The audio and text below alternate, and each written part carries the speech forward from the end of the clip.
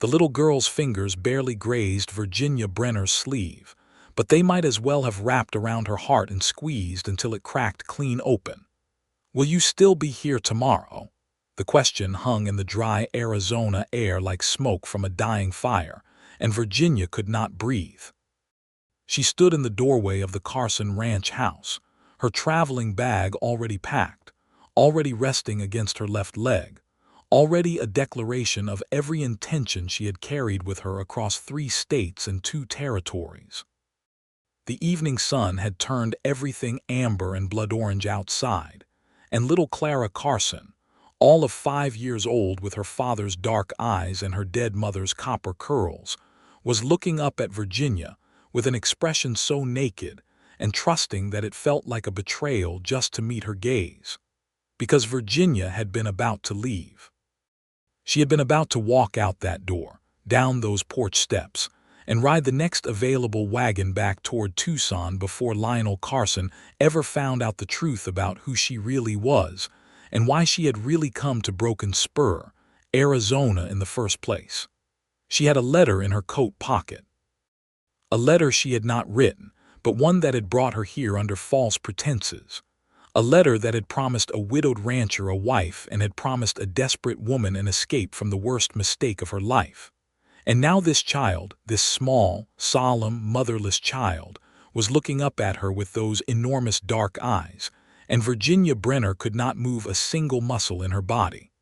"Clara."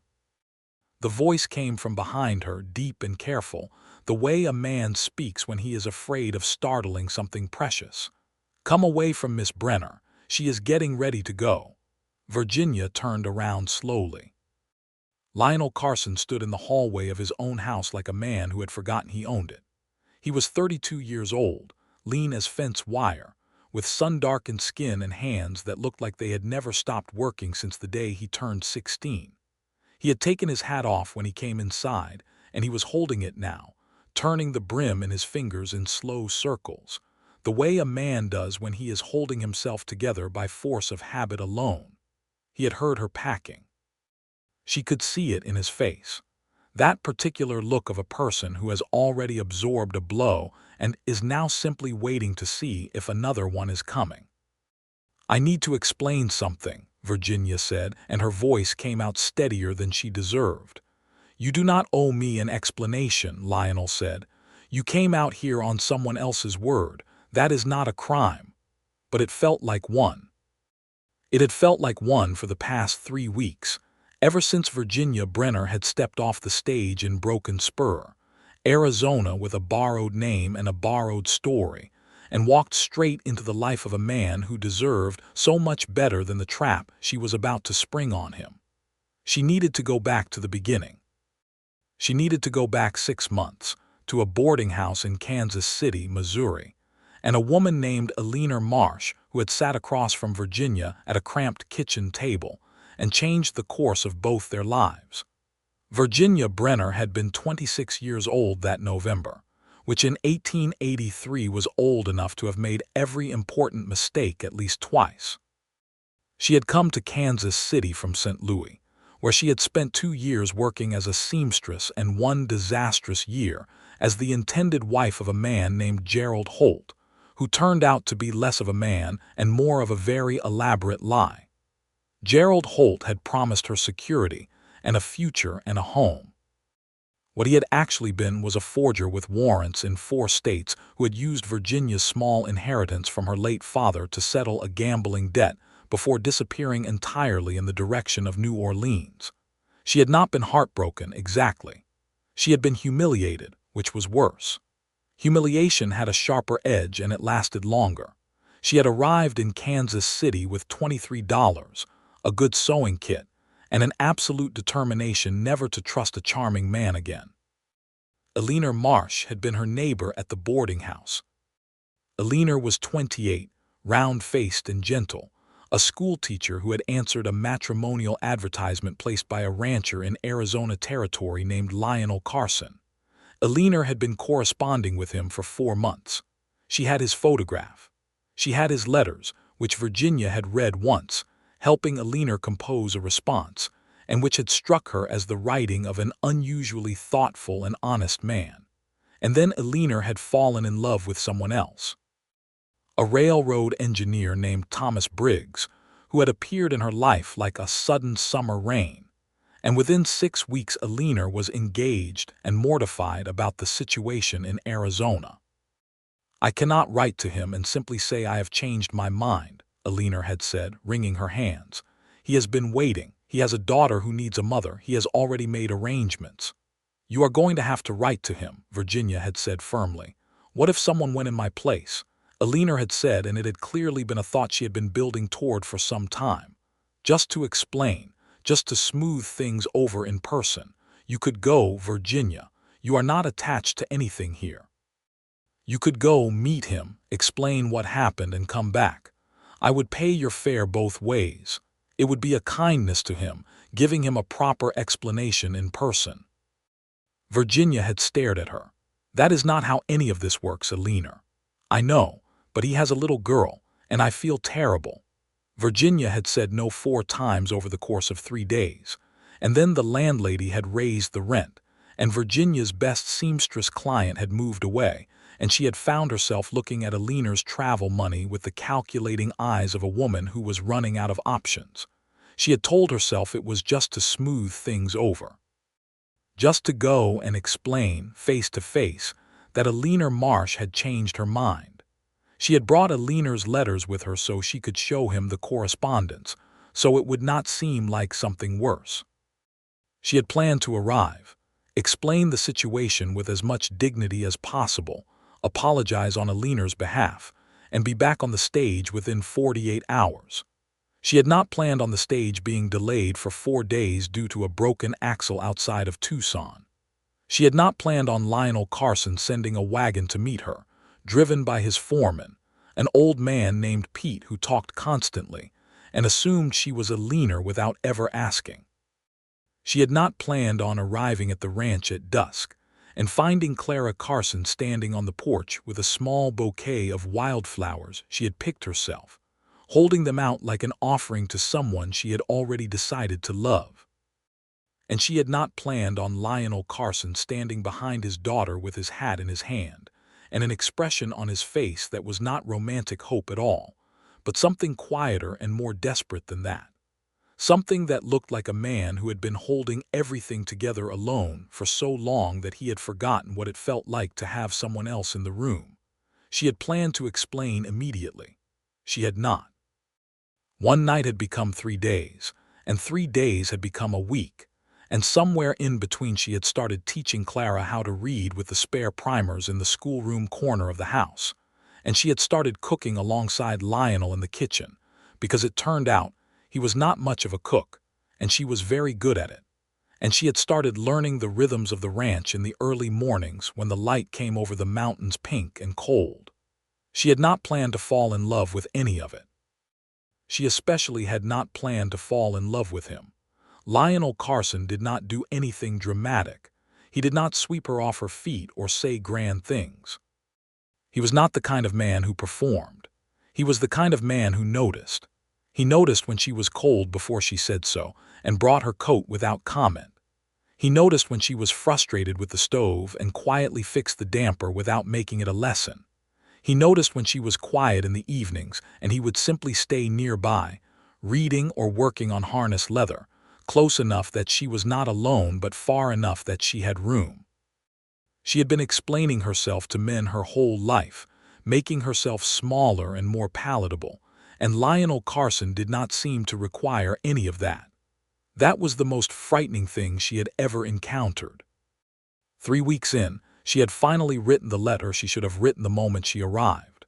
She had told him in writing, because she was a coward, that she was not Alina Marsh, that Alina had changed her plans, that Virginia had come in her place intending only to explain and had instead deceived him for 3 weeks, and she was deeply sorry and she would be leaving. She had left the letter on the kitchen table and she had started packing. And then Clara Carson's small fingers had found her sleeve. "Will you still be here tomorrow?" Now Virginia stood in the hallway with her bag at her feet and Lionel Carson turning his hat brim in circles and his daughter watching her with those devastating dark eyes. And the letter was still on the kitchen table where she had left it, and everything was balanced on the edge of a word. "Clara, sweetheart," Virginia said softly, crouching down to the child's level. "I need to talk to your father. Can you go find your book? The one we were reading this morning." Clara looked at her for one long, searching moment. Children always knew.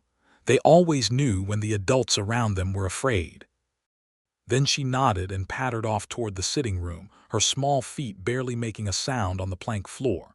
Virginia straightened up and turned to face Lionel properly. He had already found the letter on the kitchen table. She could see it in his free hand, folded once, held with the careful stillness of a man processing something difficult. "You read it," she said. "Yes. Then you know everything. I know what you wrote." He set the letter down on the narrow hallway table without looking at it. "I do not know why you stayed 3 weeks if you were only going to explain and leave." The question was not an accusation.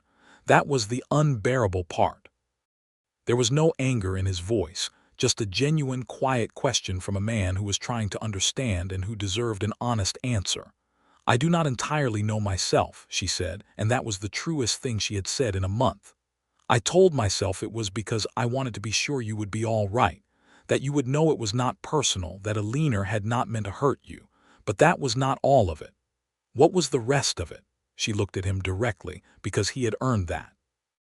"This place, you, Clara, I did not expect any of it to matter to me the way it does." Something shifted in his expression, not softened exactly, rearranged. "You were going to just leave," he said, without saying it out loud. "I was a coward." "Yes," he agreed without cruelty. "Why?" She exhaled slowly. The truth she had been avoiding was this. She was afraid of wanting something she had no right to want, and she was afraid of being wrong again, and she was afraid that if she admitted out loud how much she wanted to stay, the wanting itself would destroy it, the way it always had before with Gerald Holt and the life she had imagined in St. Louis that had turned out to be built on sand and forgery. "Because I am not the woman you sent for," she said. "You made an agreement with Alina Marsh and she does not exist anymore, not for this purpose. You do not know me. I came here under false pretenses and I have been deceiving you for 3 weeks, and I do not have any right to want what I have been wanting." "What have you been wanting?" The question was very quiet and it cost him something to ask it. She could see that. Virginia Brenner, who had been careful and practical and armored for 2 years, who had sworn off charming men and grand promises and anything that required her to be vulnerable, said, "To stay." The word landed between them like a stone dropped in still water. Lionel was quiet for a long moment. He put his hat on the hallway table beside the letter. He ran one hand through his dark hair, leaving it slightly disheveled, and Virginia found that more affecting than anything he could have said. "My wife died 14 months ago," he said. "Fever. It was fast, which I suppose is supposed to be merciful. Clara was 4. She does not talk about her mother very much, but sometimes at night she asks me if I am going to disappear too, and I tell her I am not going anywhere, and I do not know if a person can promise that, but I tell her anyway because she needs to hear it." Virginia said nothing. She waited. "I put that advertisement in the paper because I thought what Clara needed was a mother and what I needed was help. I told myself it was practical. I had correspondence with Alina Marsh and she seemed kind and I thought, well, this is practical and kind seems like enough." He paused. "And then you arrived. I am not Alina." "No," he said. "You are considerably more alarming." She almost laughed. It surprised her enough that she pressed her fingers to her mouth. "You showed Clara how to read 3 sight words in one morning," he said. "The first week. I had been working on her letters for 2 months and she had learned 3. You sat with her for one morning and she learned 3 words. I watched through the doorway. She is very bright. She is. And she has not asked me since you arrived whether I am going to disappear." He looked at her steadily. "I am not asking you to be Alina Marsh. I am asking you who you actually are." Virginia Brenner, who was not Alina Marsh and had never pretended to be anything other than herself in the 3 weeks she had spent on this ranch, took a slow breath and told him. She told him about St. Louis and Gerald Holt and the forged contracts and the stolen inheritance. She told him about Kansas City and the boarding house and Alina, and the fair money and the broken stage Axel. She told him about standing on his porch that first evening with Clara's wildflowers pressed into her hands and feeling for the first time in 2 years like she was standing somewhere that wanted her there. She told him all of it. She did not make herself sympathetic. She laid it out factual and plain, the way you would lay out a hand of cards because he deserved to see exactly what he was dealing with. When she finished, the house was very quiet. Outside, the evening wind was moving through the mesquite. Gerald Holt, Lionel said slowly. Was he prosecuted? He disappeared. Last I heard someone thought they saw him in New Orleans. Then you are not a wanted woman. No. I did not do anything illegal. I was the victim, technically. Technically, he repeated, and there was something dry in his voice that she realized with a small shock was humor. You came out here on false pretenses and impersonated a mail-order bride for 3 weeks, technically. I never said I was a leaner, Pete assumed. You also never corrected him. No, he was quiet again. Then he picked his hat back up and turned it once, twice in his hands, a habit she had noticed early on. Lionel Carson turned things in his hands when he was thinking hard. I have a proposition, he said. I am listening. You stay another month, not as Alina Marsh. As Virginia Brenner yourself, whoever that is. At the end of the month, if you want to go, I will fund your passage wherever you are going and we will call it even. If you want to stay after that, we talk about what staying would mean. A trial, she said. A fair one. No pretense. No borrowed names. Just you and me and Clara and the ranch in an honest month. It was the most practical romantic proposal she had ever heard.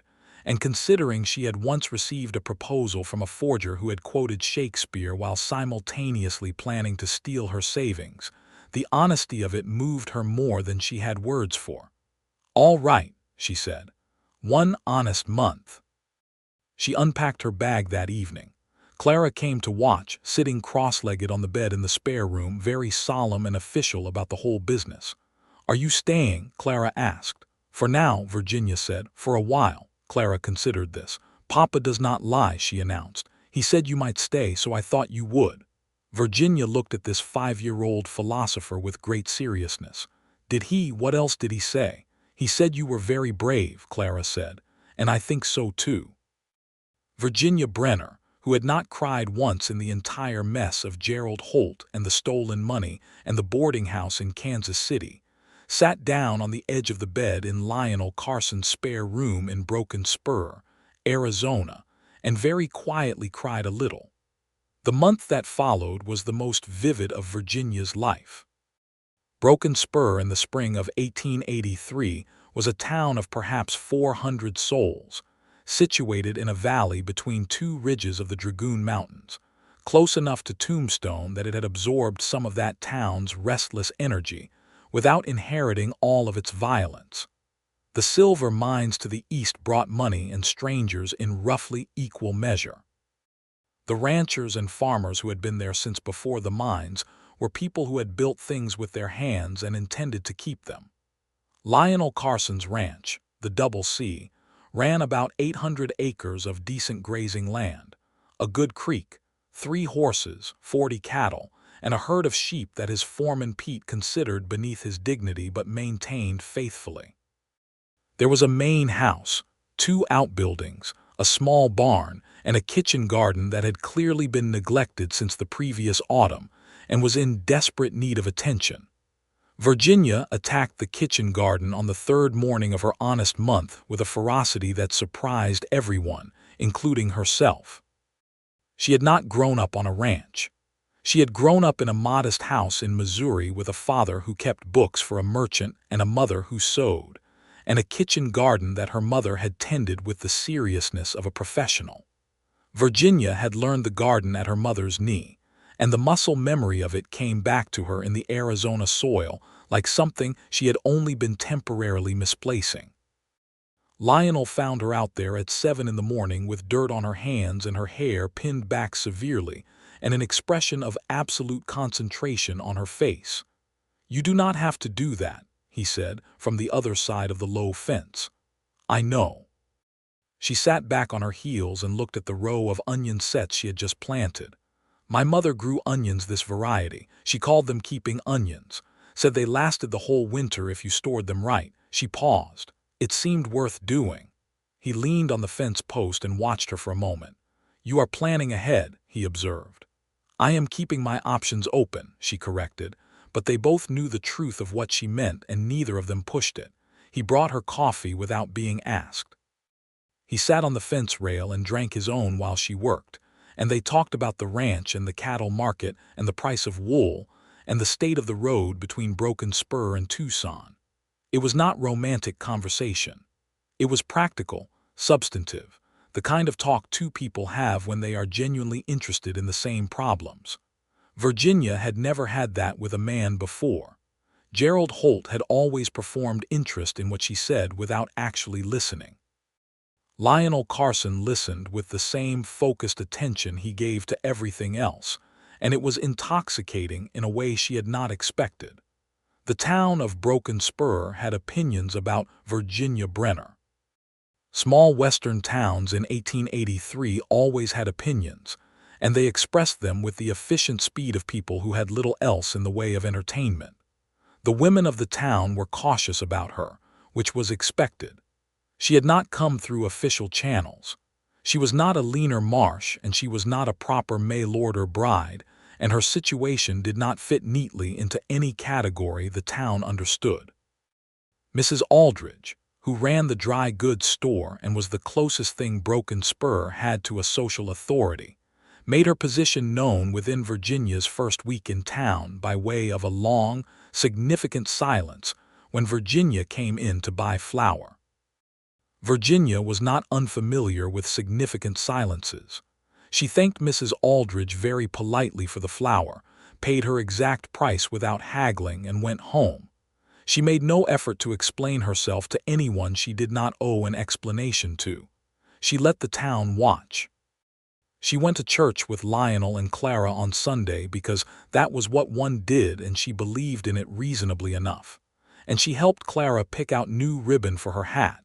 And she shook hands with the preacher, Reverend Sawyer, who was a decent man and reserved his judgment with visible effort. The person who surprised her was a woman named Josephine Reeves, who owned the millinery shop on the main street and was about 30, with sharp dark eyes and a very direct manner. Josephine appeared at the ranch on Virginia's 4th day there with a pie, which was the Western gesture of either welcome or investigation, and usually both. "I want to know who you are," Josephine said, sitting down at the kitchen table with the easy confidence of someone who had decided they had nothing to lose by being honest. "Not the story. I have heard 3 versions of the story already and they are all wrong in different ways. Who are you?" Virginia liked her immediately. "A woman who made a poor decision and is currently trying to make a better one," she said. "Is Lionel Carson part of the better decision?" "He might be." "Good." Josephine cut 2 pieces of her pie with the brisk efficiency of someone settling a matter. "He has been half alive since Clara's mother died. The whole town has been watching him be half alive and nobody has known what to do about it. If you are planning to be the other half, then I am on your side. You do not know me well enough for that." "I know you replanted that kitchen garden," Josephine said, with the tone of someone naming an irrefutable fact. "The kitchen garden of a ranch is not the kind of thing you replan if you are planning to leave next week." She pushed a piece of pie across the table. "Eat. It is peach." Virginia ate. She decided then and there that Josephine Reeves was going to be her best friend in Broken Spur, and she was right. The middle of the month brought trouble, which Virginia had halfway expected because things in her life had a pattern of producing trouble at regular intervals. The trouble arrived in the form of a man named Declan Morrow, who rode onto the Double C on a Tuesday afternoon with 2 men behind him, and a manner that announced itself as dangerous before he had said a single word. Declan Morrow was a land speculator. That was the polite way to say it. The less polite way was that he was a man who bought up properties whose owners had fallen into debt or difficulty, and he had a particular interest in the Double C because it sat on top of a water source that 3 different mining operations would have paid generously to access. Virginia was in the yard when they rode in, hanging washing on the line. She assessed all 3 of them in approximately 4 seconds. The 2 men behind Morrow were hired muscle, not especially bright but loyally intimidating. Morrow himself was about 45, well-dressed for the frontier, with the kind of easy smile that meant he was very comfortable being underestimated. "Good afternoon," he said, with a tip of his hat that was practiced to the point of being theatrical. "Is Carson about?" "He is in the far pasture," Virginia said evenly. "Is there something I can help you with?" Morrow looked at her with that assessing, vaguely dismissive survey that certain men give women they have already decided are decorative and irrelevant. "And you are?" "Virginia Brenner." She did not offer anything else. "The bride?" He raised an eyebrow. "I had heard Lionel was bringing someone out." "Was there something you needed to discuss with Mr. Carson?" Morrow smiled, undeterred. "Just a business proposition. Nothing urgent. I will wait." He did not wait in the yard. He dismounted and moved toward the porch with the easy authority of a man who had made a habit of treating other people's property as available space, and Virginia moved to stand at the bottom of the porch steps with her laundry basket and the specific quality of stillness that is not threatening but is very clearly immovable. "I would prefer you waited in the yard," she said pleasantly. "Mr. Carson is particular about his porch." Morrow stopped. He looked at her with a sudden attention that had nothing pleasant in it, the look of a man recalibrating. Then he smiled again, wider this time. "Of course," he said, and stepped back. She sent one of the ranch hands to find Lionel. When Lionel arrived, dust-covered and unhurried, he stood in the yard with Morrow and they talked for 20 minutes while Virginia made sure she was never entirely out of earshot. She caught enough to understand. Morrow wanted to buy the eastern section of the Double C, including the creek access. He was offering a price that was probably fair by the standard of someone who did not know what the water was worth to the mining companies. Lionel said he would think about it. Morrow said he hoped the thinking would be quick, in the particular tone of someone for whom a request and a threat occupy the same sentence.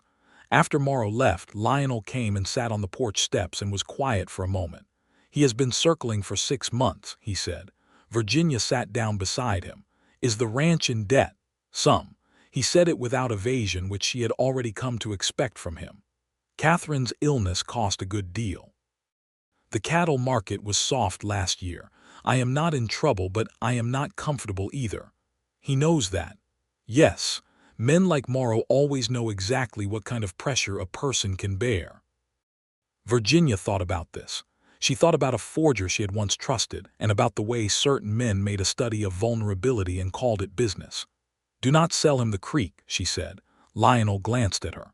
"I know it is your ranch," she said. "But that creek is the whole value of this place in a dry country. Whatever he is offering, it is not what the water is worth to the mines. And once you sell it, you are at his mercy every dry summer for the rest of your ranching life."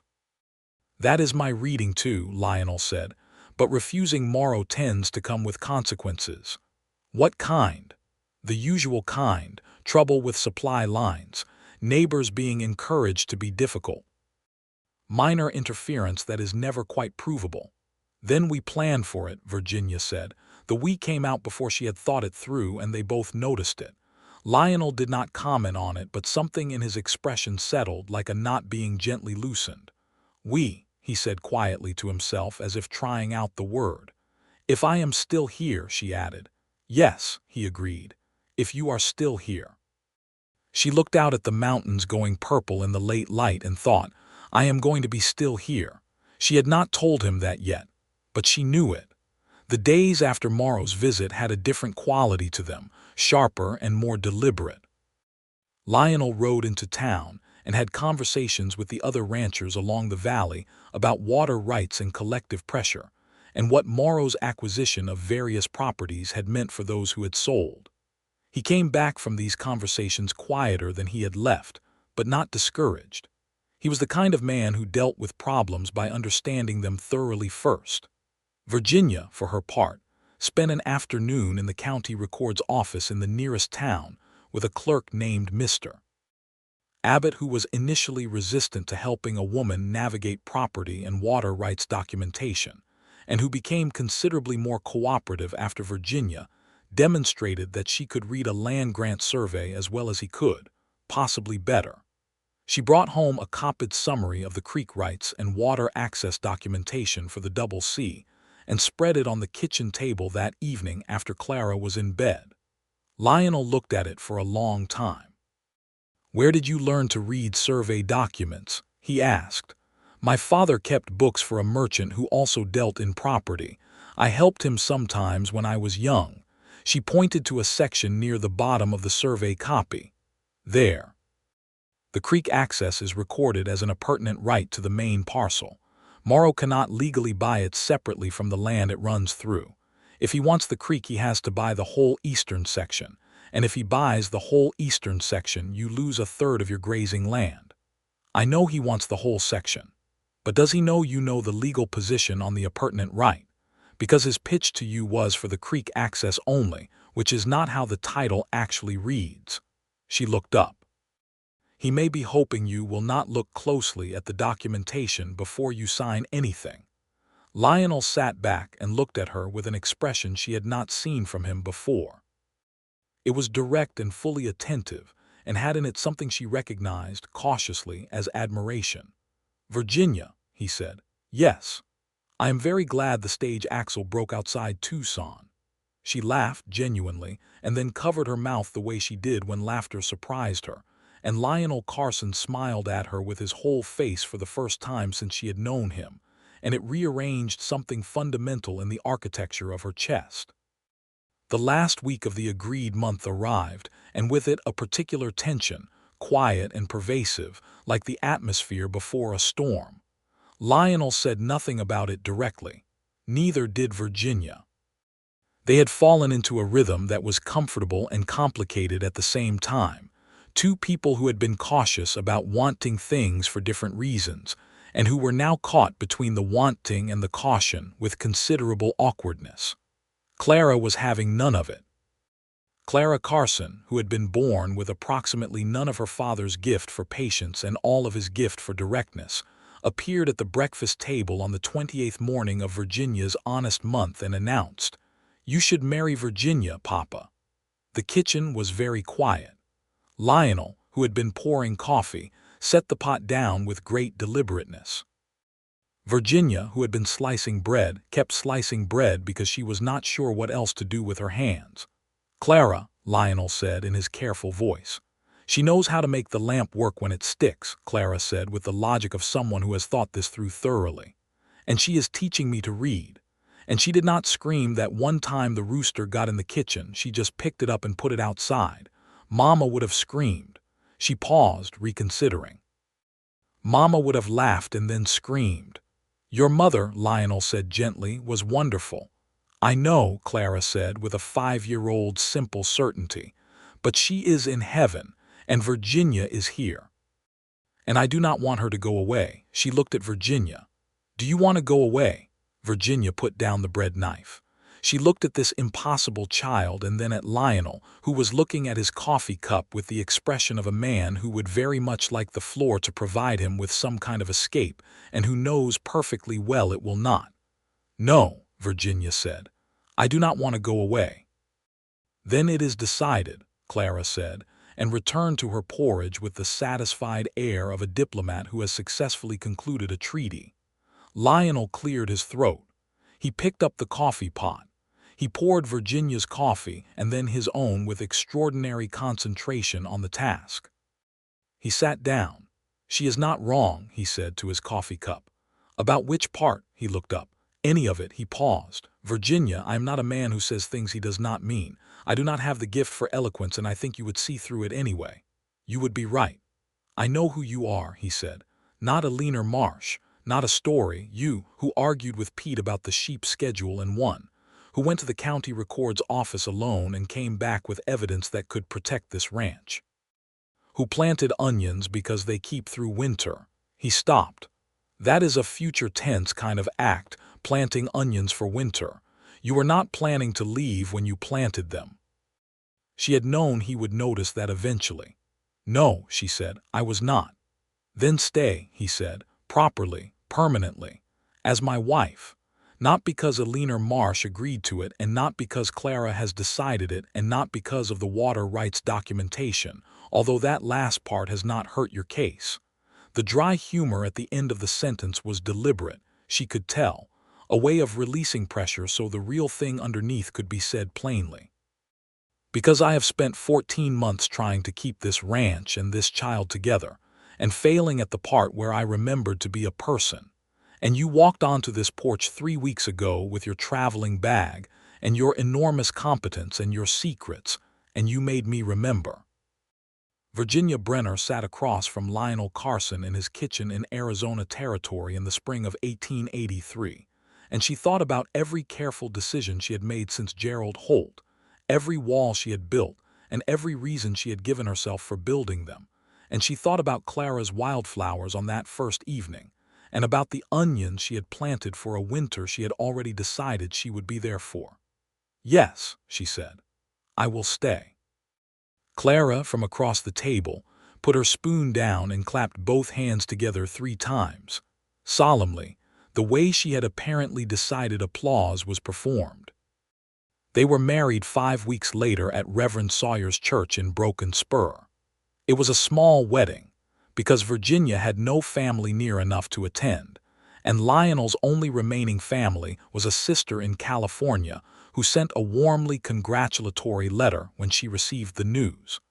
Josephine Reeves stood as Virginia's witness and cried with great enthusiasm into her best handkerchief. Pete, the foreman, stood as Lionel's witness and shook his hand afterward with a grip that suggested approval of the entire enterprise. Clara wore her best dress and the new ribbon Virginia had helped her pick out, and she stood between them during the ceremony with one hand holding Virginia's and one holding Lionel's. And when Reverend Sawyer said the part about keeping each other in sickness and in health, Clara nodded gravely as if this clause had been specifically negotiated with her participation. Virginia wore a dress she had made herself from fabric Josephine had helped her select, a deep blue wool challis that she had cut and stitched in the weeks before the wedding. She had no veil. She wore her hair up and a simple pair of pearl earrings that had been her mother's, and that she had carried with her from Missouri through Kansas City and Arizona, with the stubborn certainty that she would eventually have occasion to wear them. When the ceremony was done and Reverend Sawyer said Lionel could kiss his bride, Lionel took both her hands in his and looked at her for a moment that felt very long and very quiet in the small church, and then he kissed her with a gentleness that was somehow more overwhelming than anything dramatic could have been. Clara made a sound of great satisfaction behind them. The town of Broken Spur, which had been watching the whole proceeding with various degrees of skepticism and hope, warmed to Virginia Carson in stages over the following months, the way places and people do when they have learned caution and need to see reliability demonstrated before they extend themselves. She demonstrated it steadily. She did not perform. She did not try to ingratiate herself. She showed up to the things that mattered, and she was useful and honest, and she did not pretend to be anything she was not. Mrs. Aldridge of the dry goods store remained cool through July and warm by September, which was about as fast as Mrs. Aldridge moved on any opinion, and Virginia considered it a significant victory. The matter of Declan Morrow resolved itself with considerably less drama than Virginia had anticipated, which she suspected was a product of the legal documentation she had assembled rather than any change of heart on Morrow's part. Lionel had sat down with Morrow and laid out the water rights documentation, and made clear that he understood the appurtenant nature of the creek access, and was not interested in any arrangement that separated it from the main parcel. Morrow had listened with his practiced smile and his calculating eyes, and then he had offered to buy the whole eastern section, which Lionel declined, and then he had made some vague comments about how things changed in business and how friends and enemies had a way of shifting positions, and Lionel had thanked him for his time and shown him out with a courtesy that was so perfectly composed, it was slightly frightening. After that, there was a period of approximately 3 weeks during which the Double C experienced some minor disruptions. A section of fence cut, some cattle moved to the wrong side of a ridge, a supply order that arrived mysteriously late. Pete was furious. Lionel was unsurprised. Virginia drafted careful written records of each incident with dates and details and filed copies with the county sheriff's office, not because she expected immediate action, but because, in her experience, a paper record was the most useful thing you could have when dealing with someone whose tactics were designed to be unprovable. The sheriff, a man named Holloway who was methodical if not inspired, appreciated the documentation and paid Morrow a visit that apparently conveyed the message that the Double C's problems were being officially noted. The disruptions stopped. Morrow moved his attentions to a smaller operation 20 miles north. Virginia felt the specific quiet satisfaction of having outmaneuvered someone without ever having to confront them directly, which she found was her preferred mode. She wrote to Eleanor Marsh, now Eleanor Briggs, about all of it, because Eleanor deserved to know. Eleanor wrote back with enormous enthusiasm and declared that everything had worked out exactly as it ought to, which Virginia found both true and slightly irritating. The way it is irritating when a person who caused a problem also gets to be entirely cheerful about how well the problem resolved. The summer of 1883 settled over the Double C with a heat that was profound and persistent, and that Virginia had not entirely adjusted to, having spent her whole life in Missouri and Kansas. She learned to work in the early morning and the evening, and to rest in the worst of the afternoon heat, which was not natural to her temperament, but which she achieved through sheer determination. Lionel found her once in August, sitting on the shaded side of the barn at 2 in the afternoon with a wet cloth on the back of her neck, and an expression that clearly communicated her feelings about August in Arizona. He sat down beside her in the shade without comment. "Tell me it gets better," she said.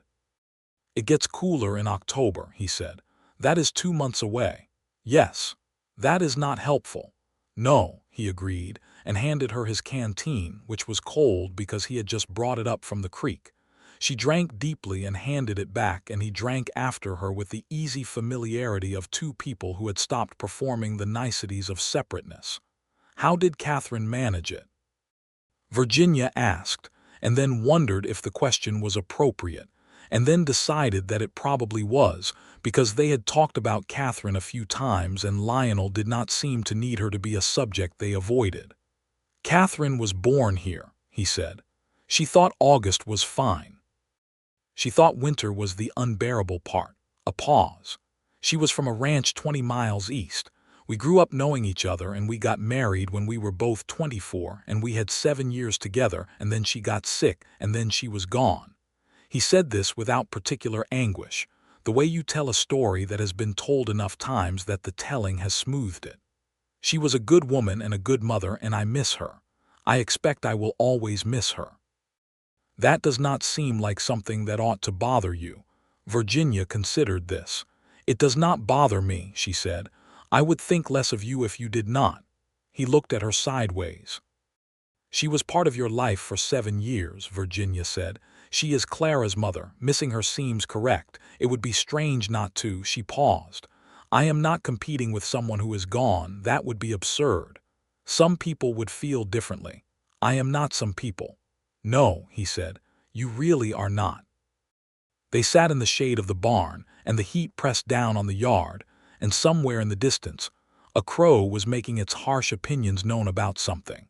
And Virginia thought that this ordinary suffocating afternoon with the wet cloth on her neck, and his shoulder 3 inches from hers, and the specific quality of his silence, was what she had been missing without knowing she was missing it all those practical, careful years. The autumn brought the harvest and the onions, which came up very well indeed, and the first real conversation Virginia had with Clara about Catherine. It happened on a Sunday afternoon when Lionel had ridden out to check the far fence and Virginia was with Clara in the sitting room, and Clara had taken down from the shelf a small framed photograph and brought it to Virginia with great seriousness. "That is my mamma," Clara said. Virginia looked at the photograph.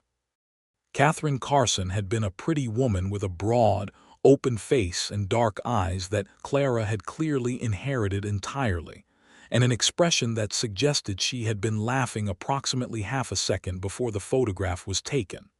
"She looks like you," Virginia said. "Papa says I have her eyes." Clara sat down beside Virginia with the photograph between them. "You think she knows I am learning to read?" Virginia looked at this 6-year-old who would be 6 in 2 weeks and chose her words with the care they deserved. "I think if there is anything after this life that allows a mother to watch her child, she would be watching yours." Clara considered this.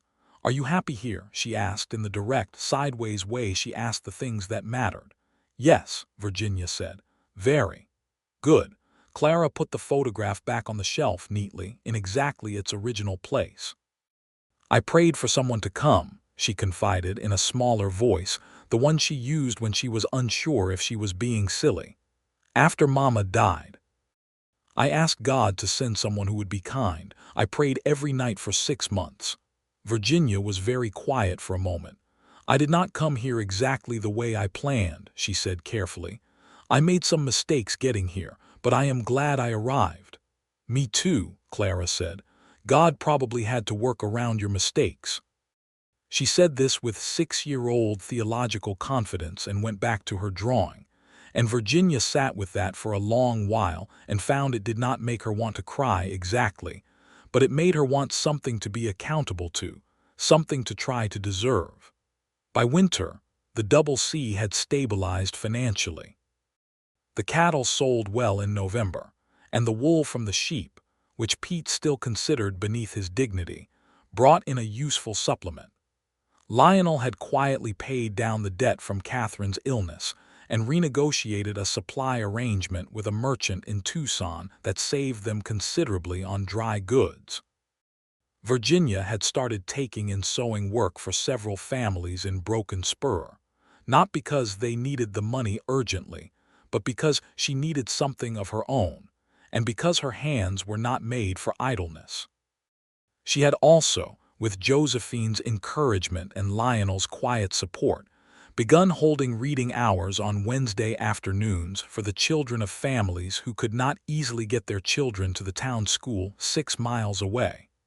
It was informal, around the kitchen table, but it grew.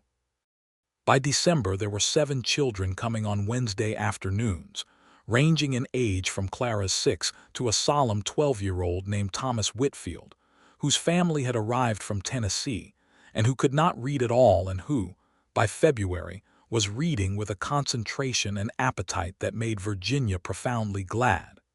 Josephine called it a school. Virginia called it Wednesday afternoons.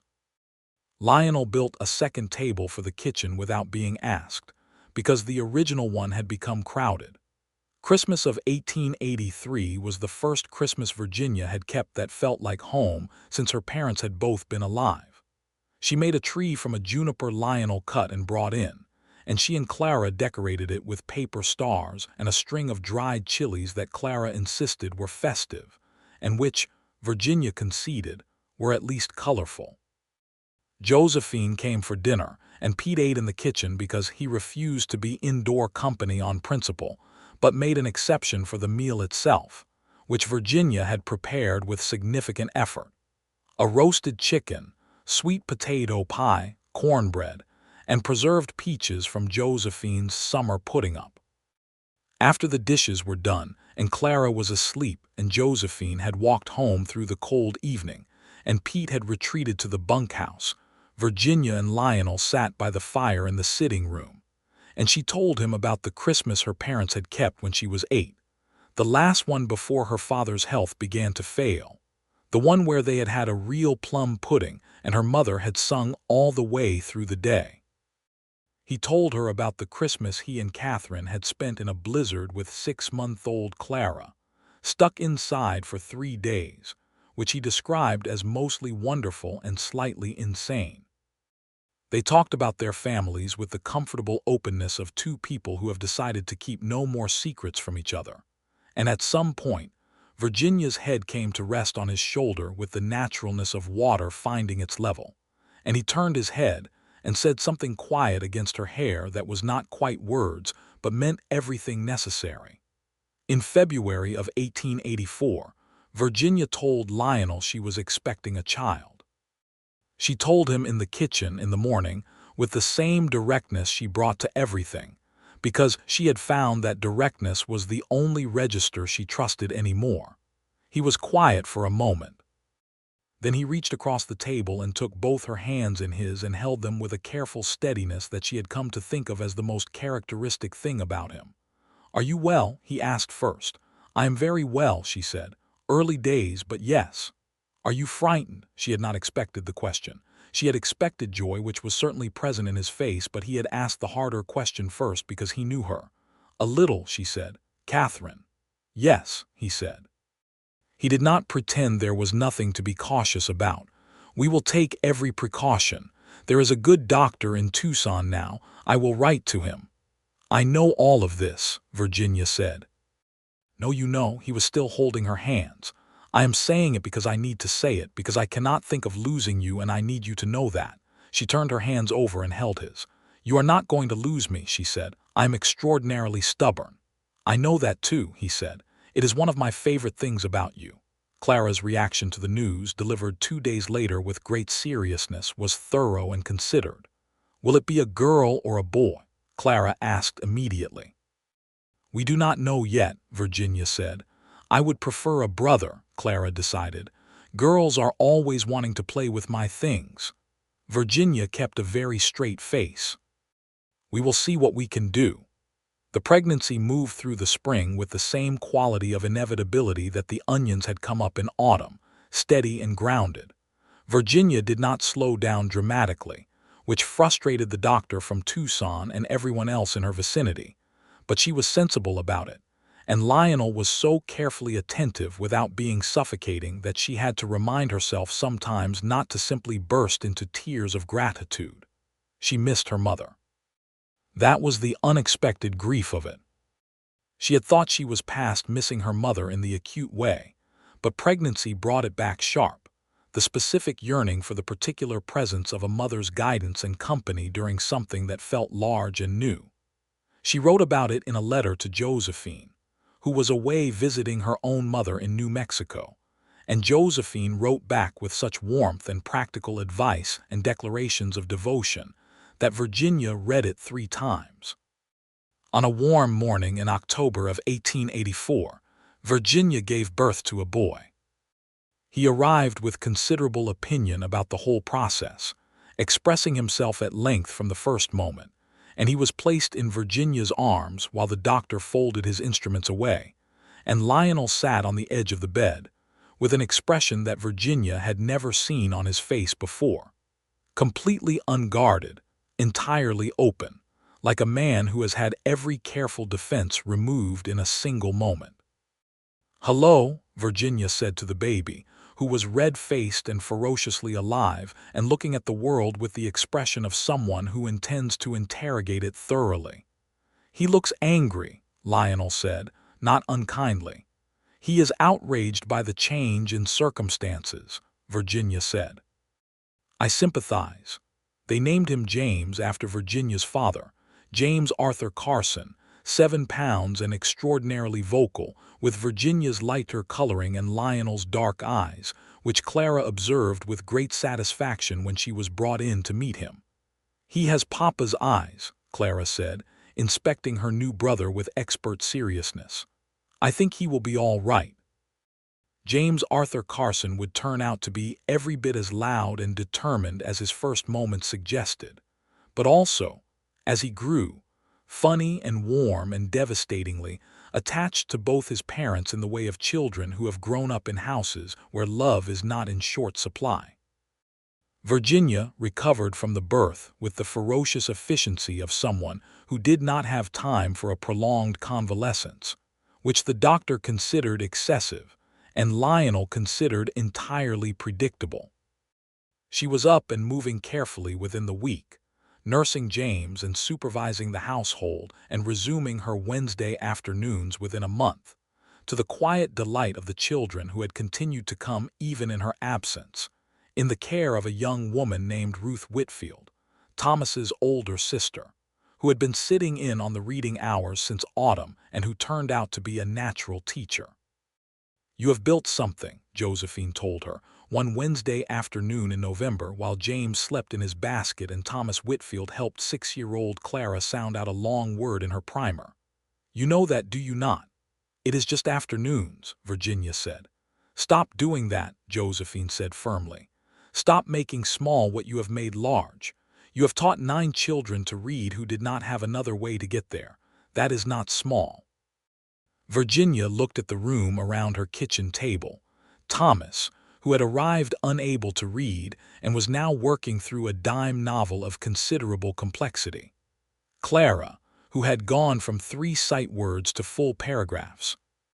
2 children from the Navarro family who had been pulled out of the town school by parents who could not spare the half-day of travel, now reading in English alongside the Spanish they spoke at home. 4 others, various ages, various levels, all of them bent over their pages with the particular concentration of people who have found a door open that they did not expect. "All right," Virginia said quietly. "Not small." "No," said Josephine. "Not small." The years that followed were not without their difficulties, because life in Arizona Territory in the 1880s was not without its difficulties, and Virginia and Lionel had not made the mistake of expecting otherwise. There were hard winters and dry summers, and cattle that sickened and prices that shifted unpredictably with the silver market. There was the business of 1886, when the Apache under Geronimo were being hunted through the mountains east of them, and the whole territory was on edge, and Lionel rode into town daily to get news and Virginia kept the children inside and close, not out of particular fear of the Apache people themselves, whose situation she understood to be one of profound injustice, but out of the general danger of a territory full of frightened soldiers and frightened settlers doing unpredictable things. When Geronimo finally surrendered that September, Virginia felt mostly grief about it, which she said to Lionel that evening, and he said he understood because he did, because he was a man who paid attention. "They were here before any of us," she said. "This whole valley, this water, this land we are so careful to protect as ours, it was theirs first and for a very long time." "Yes," he said. "I do not know what to do with that," she admitted. "I do not either," he said. "But I think it is important not to stop thinking about it. That was who he was. That was who they were together." In 1887, Virginia's Wednesday afternoons became the Broken Spur Reading School, which was modest in its official status but genuine in its purpose.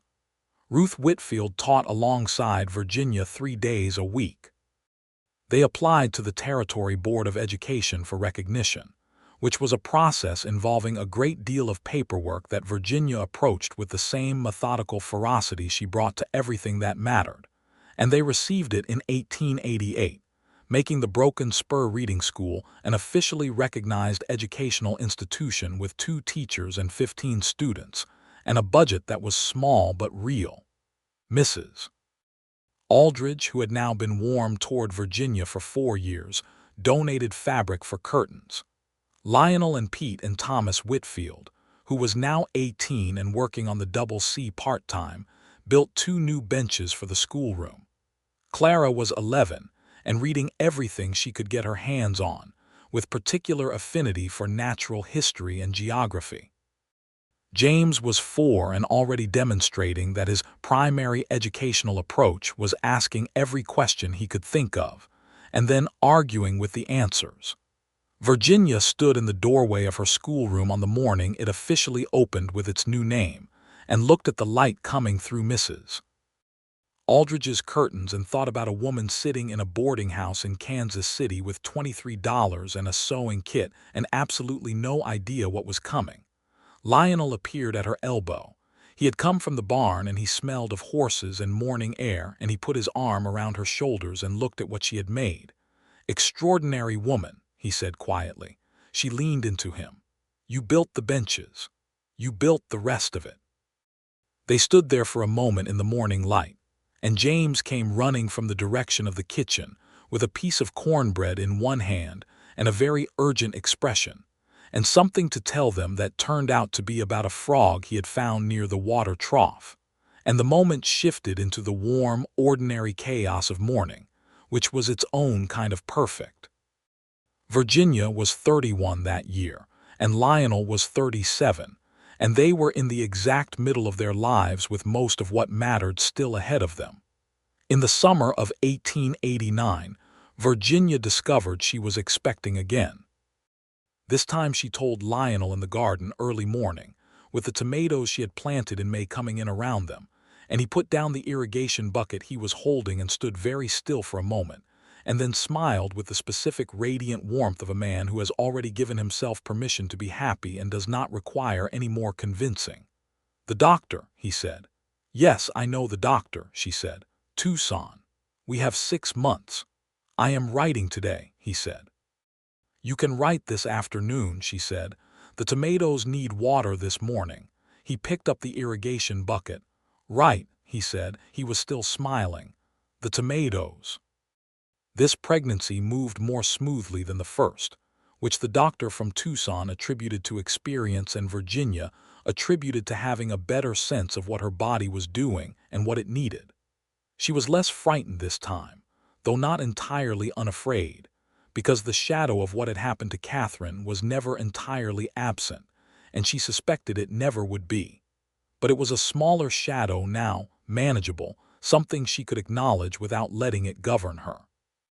Clara, who was 12 and had the emotional intelligence of someone considerably older, was magnificent during this pregnancy. She took James under her supervision with a competent efficiency that astonished everyone and organized small reading sessions for him in the evenings, so that he would come into the schoolroom already knowing his letters, which he accomplished by November, partly out of genuine interest, and partly because Clara had made it extremely clear that there would be no more frog reports until he had mastered the alphabet. James mastered the alphabet in 2 weeks. In March of 1890, Virginia gave birth to a daughter.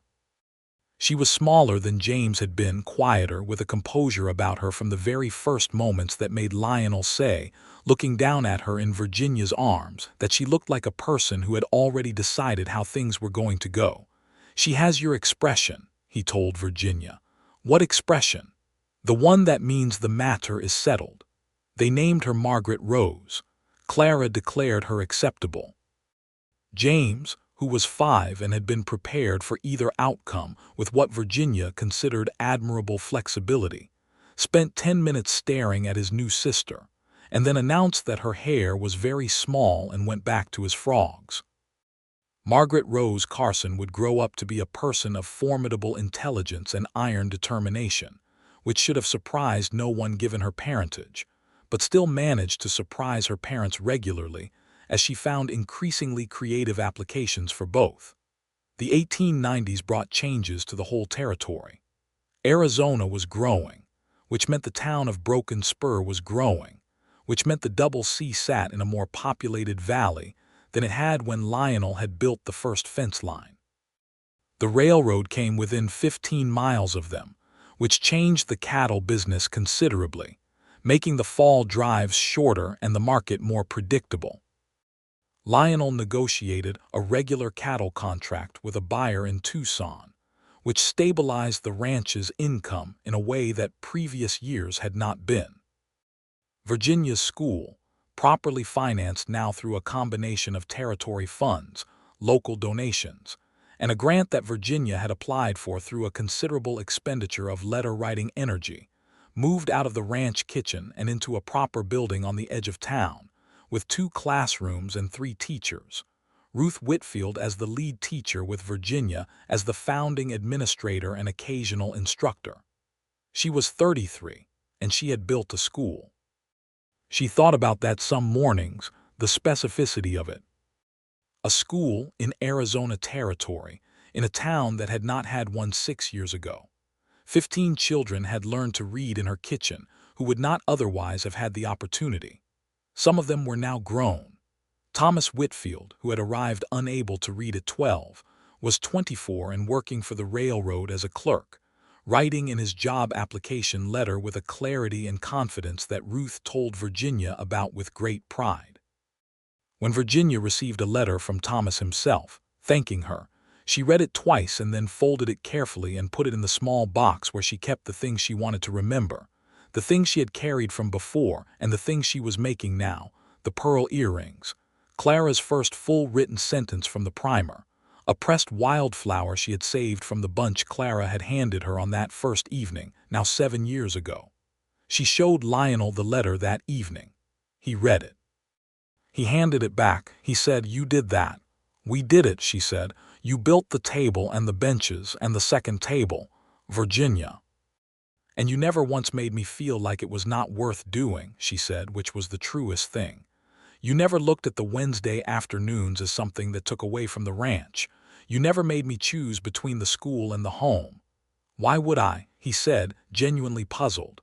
"Other men would have." "Other men are fools," he said simply. She kissed him in the kitchen in the evening light, with the sound of Clara playing something on the small upright piano they had acquired the previous Christmas and James's persistent questions drifting in from the yard, and Margaret Rose making the specific vocalizations of a 1-year-old who has views about being put to bed before she was ready. It was gloriously, extravagantly ordinary.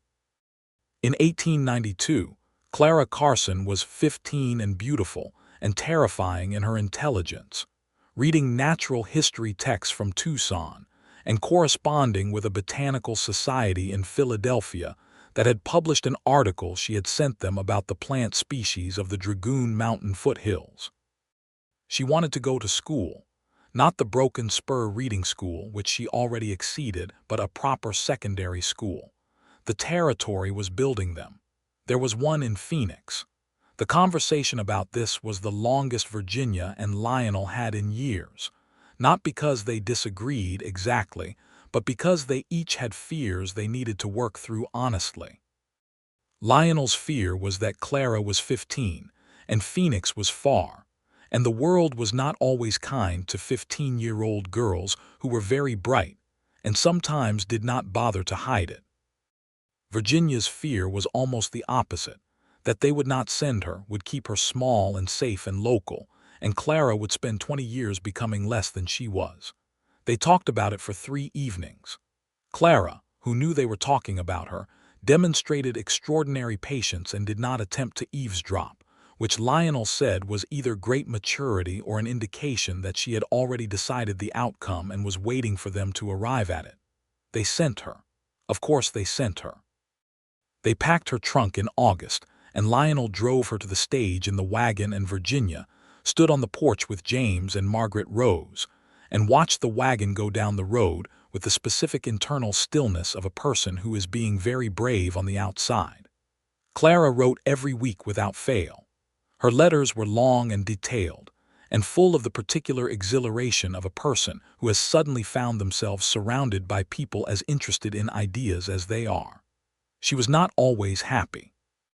She was sometimes lonely. She was sometimes the target of unkindness from girls whose families had more money, and who expressed this advantage in the particular ways that 15-year-old girls sometimes do. She handled it all with what Virginia privately described to Lionel as characteristic Carson stubbornness, which she meant as the highest compliment. James, who was 8 in 1892, was the ranch child. Where Clara had been indoor and bookish in her early years, James was outdoor and physical, always on a horse or in the creek or somewhere that was not where Virginia had last seen him. He had Lionel's patient hands and Virginia's tenacious interest in how things worked, applied primarily to the mechanics of ranch operation and the behavior of the frog population in the creek, which he had been monitoring with the dedication of a naturalist for 4 years. Margaret Rose, 2 years old and already very clear about her preferences, was turning out to be both. She wanted to be everywhere, and she wanted to know everything about everything she was everywhere with. She had a habit of sitting in the corner of Virginia's schoolroom on the days Virginia taught, quiet as a mouse and watching with enormous dark eyes, absorbing everything. Virginia caught her at 4 years old holding court over the ranch cat, a long-suffering animal named Governor, and a collection of smooth creek stones that she had arranged in a rough circle, explaining to them with great earnestness what she had heard Virginia say about vowel sounds. "She is teaching the cat to read," Lionel said, behind Virginia's shoulder in the tone he used when he was very pleased. "The cat seems engaged," Virginia said. "Governor has always been an intellectual." They were terrible together. They were wonderful together. They were the exact right amount of serious and silly, and after 9 years of marriage, the ease of them together was one of the most sustaining things Virginia had ever known.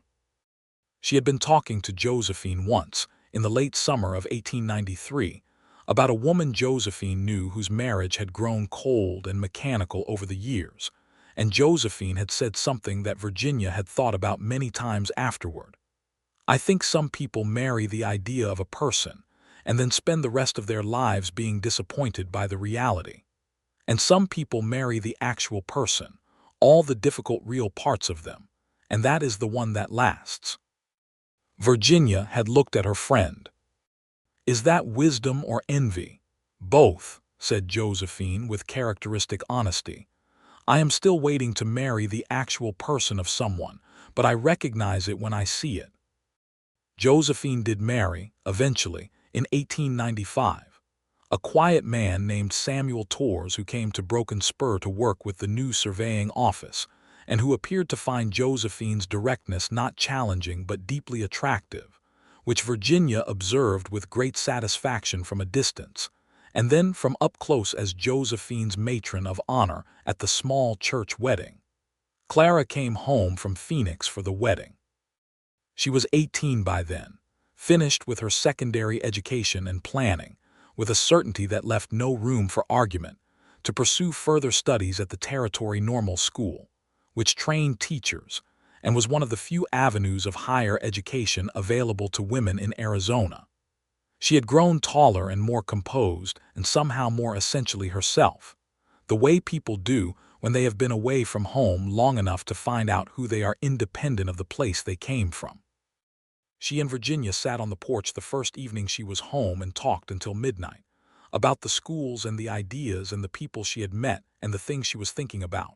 And Lionel came out at 11 and sat with them and listened and sometimes added something and mostly just listened. And when Clara finally went to bed, Lionel put his arm around Virginia in the cool night air and said, "We did all right with her."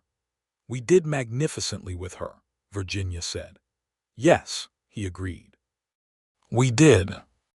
James turned 12 that year and had developed strong opinions about cattle management that occasionally aligned with Pete's and occasionally did not, which Pete found both aggravating and encouraging. He was growing into a version of his father that was also something new, with Lionel's ground-level patience and Virginia's sharp analytical quality, combined in a boy who could spend 3 hours watching cattle behavior and then explain what he had observed in ways that were genuinely useful. Margaret Rose was 5 and in Virginia's schoolroom every Wednesday with a ferocity of application that made Virginia simultaneously proud and anxious, because Margaret Rose at 5 already had opinions about the way things should be taught that she expressed without hesitation. "She corrected Mrs. Whitfield today," Ruth told Virginia, with a complicated expression that mixed admiration and exasperation in equal proportions. What was Mrs. Whitfield teaching? Long vowel sounds. Was Ruth wrong? No. She was using an example word that had an exception case that was arguably confusing, and Margaret pointed it out. Was she right? Yes. Well then, Virginia said. She made a mental note to have a conversation with Margaret about the difference between being right and being kind about being right, which was a conversation she suspected they would have several more times over the next decade. The Double C in 1895 was a different ranch from the one Virginia had arrived at in 1883. Not in its essential character, Lionel had kept that steady, but in its specifics. The cattle herd was larger and better managed. The sheep operation had expanded, Pete's dignity notwithstanding, because wool prices had been consistently favorable. There was a second outbuilding that doubled as a workshop where Lionel did repairs, and where James had installed himself as an apprentice in the mysteries of mechanical things. The kitchen garden was no longer just onions. Virginia had expanded it over 12 years into a serious vegetable operation that supplied the household, contributed to the Wednesday school lunches, and occasionally provided surplus that Virginia sold or traded. The creek ran clear, and the fence lines were sound, and the debt was long paid. On a September evening in 1895, Virginia walked out to the garden in the last of the light because she had forgotten to bring in the last of the summer squash, and the nights were getting cold. She stood in the garden with her arms full of squash and the mountains going dark above the valley, and the lamps coming on in the house windows one by one as Lionel moved through the rooms, and she thought about a morning 12 years ago when she had stood in this same garden planting onions that were an act of claiming a future she did not yet have the right to claim. She had claimed it anyway. She had stayed. Lionel came to the garden gate. "I thought you had been eaten by squash," he said. "The squash lost," she said. He opened the gate and took half the squash from her arms without being asked. They walked back to the house together in the cooling evening, and the light from the windows was warm and specific in hers. In 1898, Clara Carson received her teaching certificate from the Arizona Territory Normal School and returned to Broken Spur to teach at the reading school she had grown up in, now called the Broken Spur Community School, with 3 rooms and 4 teachers, of whom Clara was the youngest, and Virginia suspected, eventually going to be the most formidable. Ruth Whitfield cried happy tears when Clara came in on her first day, which Clara received with the composed affection of a woman who loved Ruth and was also slightly embarrassed by crying. Virginia stepped back from the school with a peace she had not expected to feel so cleanly. She had built it and run it, and now she was handing the running of it to people who would take it further than she had, and that felt right. She still taught on Tuesdays, but the date today was Clara and Ruth, and a young man from Tucson named Felipe who taught mathematics with an enthusiasm that the children found both overwhelming and infectious. She was 41 years old. Lionel was 47. James was 14, and already the kind of young man that made older ranchers nod to themselves in the satisfied way of people watching something develop correctly. Margaret Rose was 9 and still correcting everyone about vowel sounds, but with considerably more tact than she had demonstrated at 5, having absorbed Virginia's lesson about the difference between being right and being kind. And on a Tuesday evening in the fall of 1898, Virginia told Lionel, with the certainty of someone who has done this twice before and knows what she is dealing with, that they were expecting again. He went through the same sequence he always did, first quiet, then the careful hands taking hers, then the question about whether she was well, and then the smile, that specific smile that was not performed for anyone but that was entirely privately his. 41, she said before he could say anything else. "You are the healthiest person I have ever known," he said. "The doctor in Tucson is going to be very serious at me. I will write to him." "I know you will write to him," she said. "Tomorrow," he said. "Tonight," she said, because she had learned after 15 years exactly when to push. He wrote that evening, and the doctor from Tucson was indeed very serious when he came out in November, but he also pronounced her in excellent health and told them both that he expected no complications, which turned out to be accurate. In April of 1899, at 41 years old and 15 years into the life she had claimed without permission on a porch in Broken Spur, Arizona, Virginia Carson gave birth to her 3rd child, another boy.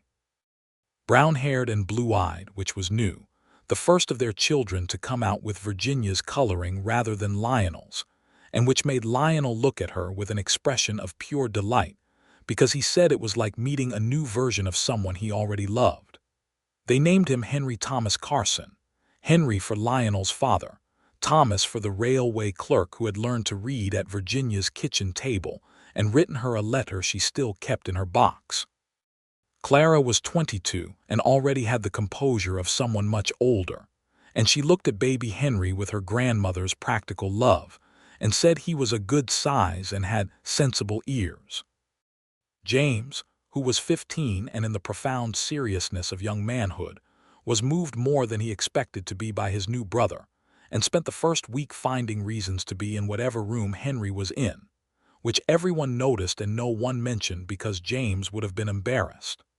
Margaret Rose, who was 9 and had been hoping for a sister, assessed Henry with scientific objectivity for approximately 4 minutes, and then decided he was adequate and that she would teach him things.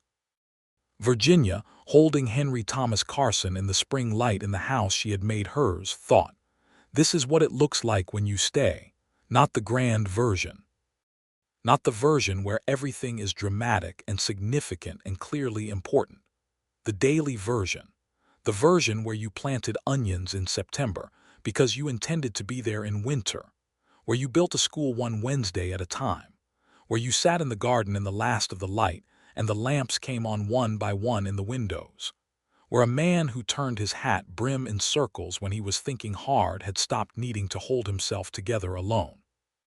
The version where a small girl tugged your sleeve and asked if you would still be there tomorrow, and you nearly left, and then you did not. She was so glad she had not. The new century came, and with it new things and continued things and the comfortable accumulation of a life lived well and intentionally. Arizona Territory was pushing toward statehood, which would come eventually, in 1912, but already there were changes in the political and legal landscape that mattered to people who owned land and water. Lionel navigated these with his characteristic combination of patience and shrewdness, and Virginia's school records and land documentation had, over the years, built a paper foundation for the Double C's claims that made it one of the better documented properties in the valley. Declan Morrow, who had moved his operations north in the late 1880s, appeared once more in their lives in 1901, when he made an approach to buy the Double C outright.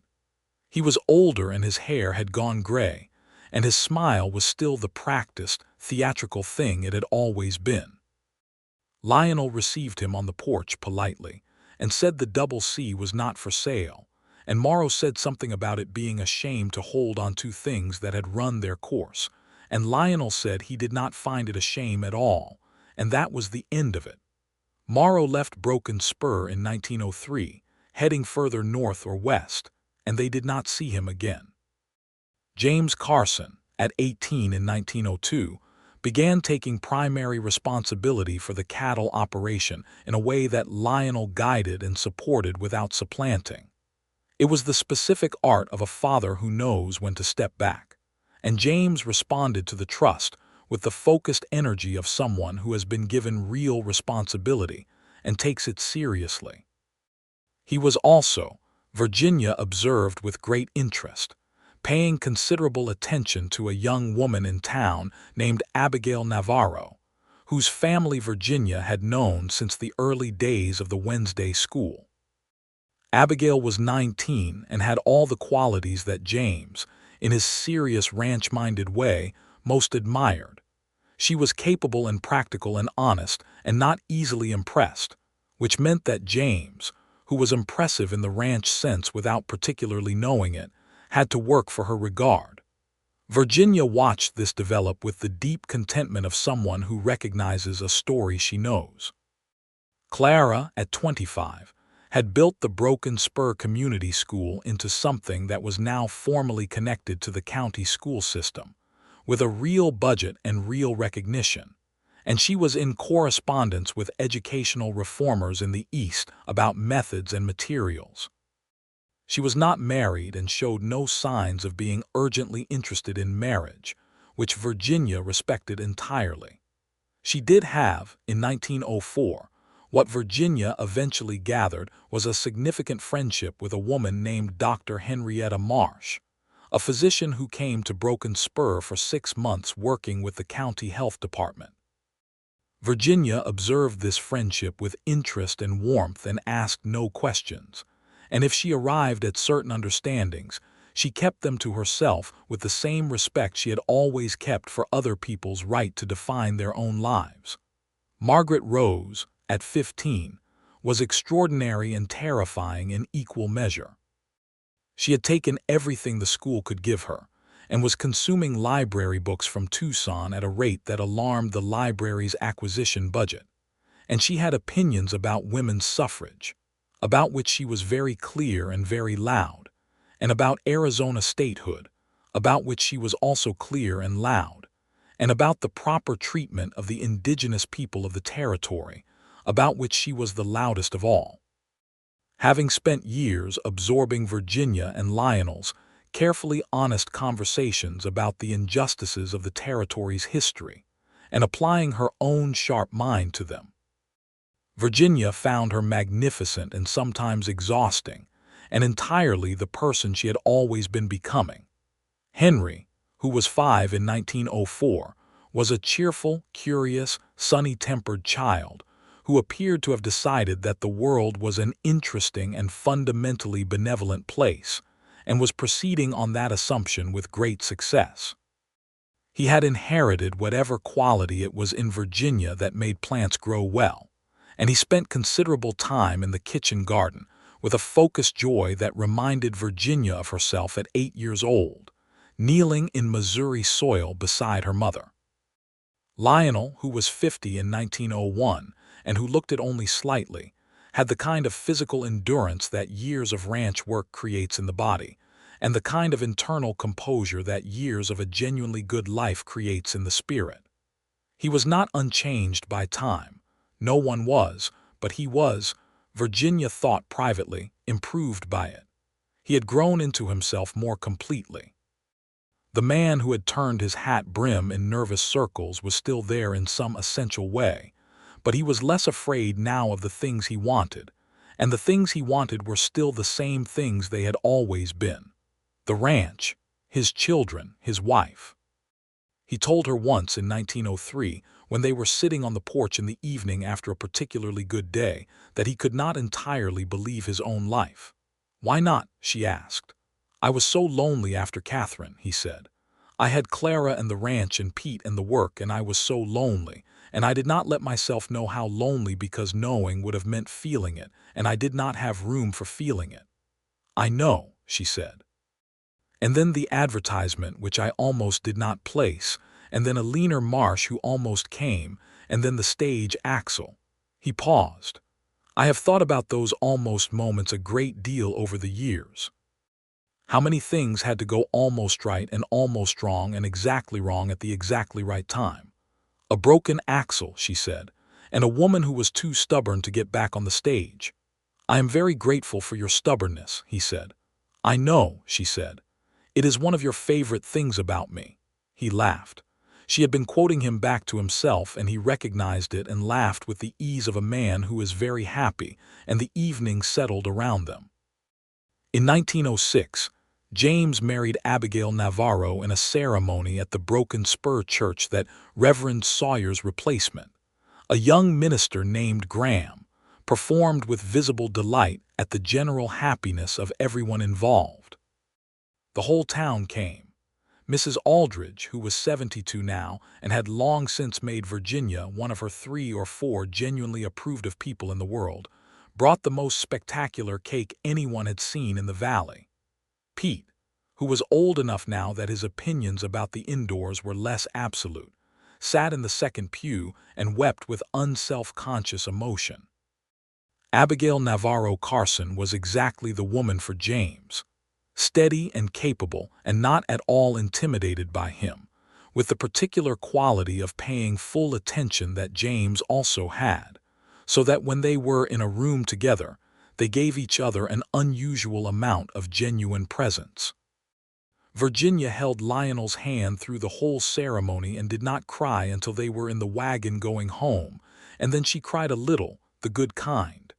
"James," she said, by way of explanation. "Yes," Lionel said, "I know."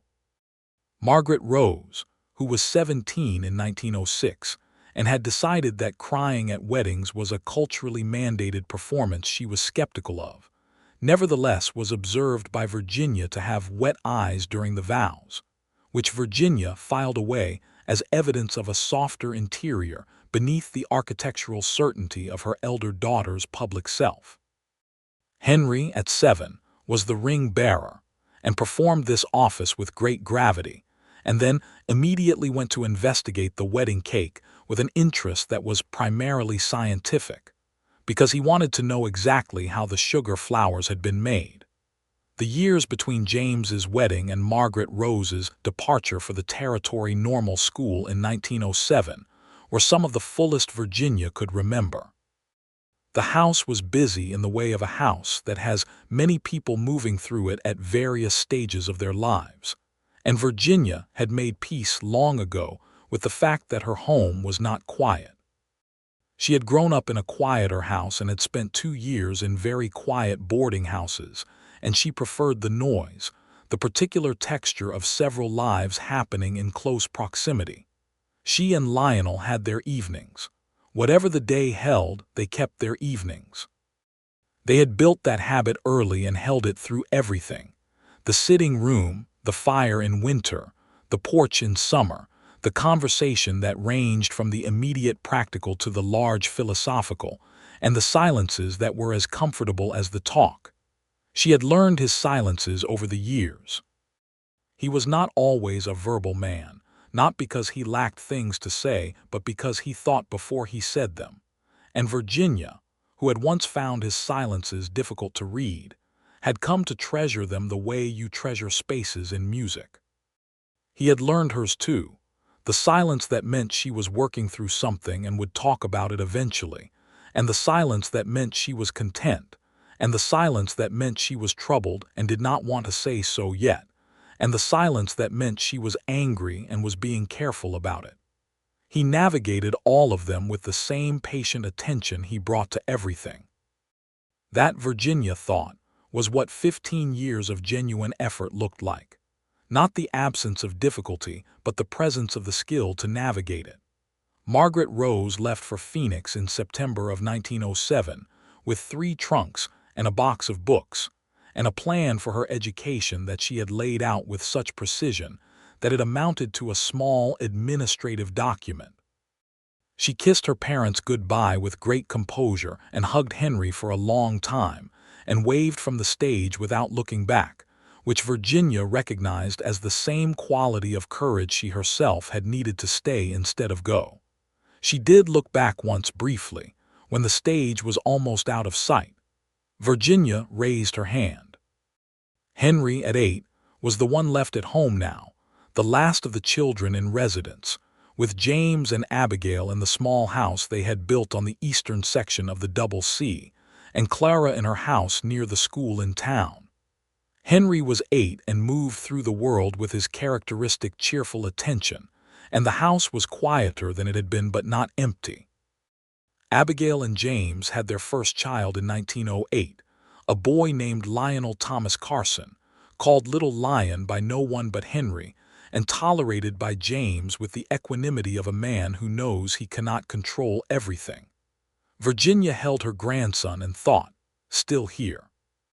The years moved forward with the quality that time has when you are paying attention to it, not fast, not slow, but full. Clara ran the school with a competence that had exceeded Virginia's expectations, which had already been high. Margaret Rose graduated from the normal school in 1911 and came home briefly and then left again for Tucson, where she had found work with a newspaper in a capacity she described as writing things people need to read, which was characteristically Margaret Rose in its absolute confidence. Henry, who was 12 in 1911, was the last child still on the ranch, and he was becoming, slowly and surely, the kind of young man who would grow up to work his father's land with the same dedication his father had. He and James had a relationship built on the shared language of the ranch, a decade between them but no real distance. Arizona became a state in February of 1912. Margaret Rose wrote them a letter about it that was 8 pages long and covered the history and political significance and current implications in detail that made Virginia read it twice and think, not for the first time, that she should have been a professor. Lionel, reading the letter over Virginia's shoulder, said, "She is going to change things." "She already is," Virginia said. That evening they sat on the porch as they had been sitting on porches together for almost 30 years in the specific way of people who have made a habit of presence, and looked out at the valley going dark under its enormous sky. "Do you remember," Lionel said, "when you told me you needed to explain something?" "In the hallway," Virginia said, "with my bag at my feet." "Yes. I remember every moment of that hallway," she said. "I thought you were going to leave," he said. "I had prepared for you to leave. I had told myself that it was all right and that we would manage and that it had been fine before and would be fine again." He paused. "I was not fine with it at all." "I know," she said. "I could see it." "Could you?" "You are not as opaque as you think you are, Lionel," he smiled. She could see it in his profile in the evening light. "Clara asked me," he said, "after you said you were staying. She was in bed and she called me in and she asked if you were staying for good, and I said I hope so, and she said, 'I asked God for her, Papa. I asked for someone kind, and I think he sent her even though she came in a complicated way.'" Virginia was quiet. "I told her I thought she was right," Lionel said. "About the complicated way. I was not sure about the praying, I am not sure about most things I cannot see, but I thought she was right." "She was 5, Virginia said. "She knew," he said. "She always knew." He turned his head and looked at her directly the way he had in that hallway 30 years ago with his hat in his hands. "You saved this place, Virginia. Not the ranch was all right, but the life of it, the actual life." She took his hand. "You let me," she said. "That is not a small thing." They sat together in the dark that was not frightening, but was simply the night, full of stars and the sound of the creek, and somewhere the specific call of an owl that had lived in the barn Cottonwood longer than Henry had been alive, and the lights of the house behind them were warm, and the ranch was solid beneath them. 30 years of work and love, and ordinary extraordinary days. Virginia Brenner Carson thought about onions planted in September, about wildflowers in a small hand on a porch at dusk, about a letter folded once and held with careful stillness, about a borrowed story and a broken axle and a child's fingers on her sleeve, about the question that had stopped her at the door. "Will you still be here tomorrow?" She had been here for 30 years of tomorrows. She intended to be here for 30 more. She leaned her head against Lionel's shoulder in the dark Arizona night and felt the steady solidity of him, the particular realness of a person she had chosen with her whole self, mistakes and secrets and stubbornness and all. "I am going to plant garlic this weekend," she said. He knew what that meant. He had known what it meant since the onions. "I know," he said. She smiled at the dark. "Good," she said. And the valley held them, and the stars moved their ancient slow courses overhead, and the creek ran clean over its stones, and the night settled full and quiet, and complete over everything they had made together, everything they had kept, everything they had grown from the hard, dry ground of a life honestly lived. And Virginia Carson was home, and she had always been going to be home, and it had only taken a broken axle and a borrowed letter and 5-year-old fingers on her sleeve to get her there.